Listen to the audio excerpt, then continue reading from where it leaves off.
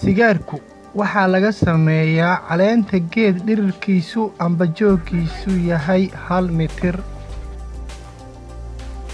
Geedka tubaakada caleentiisa gabi ahaanba waa sun, laakiin ilinta geedkani aad bay u halis badan tahay wayna dili kartaa qof.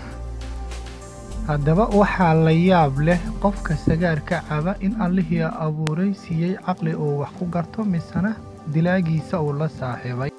Tirakoob la sameeyay waxaa lagu ogaaday in dadkani u dhintay sababaha la xiriira sigaarka ay ka badan yihiin dadka u dhintay maandooriyaha iyo AIDS-ka.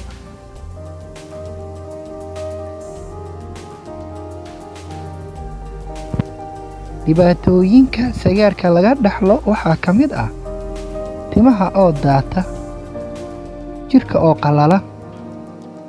Dhibaatooyinka laga dhaxlo sigaarka waxaa ka mid ah maskaxda oo xinjirowda, kansarka ku dhaca cunaha, sanbabaha iyo baarkayaraha.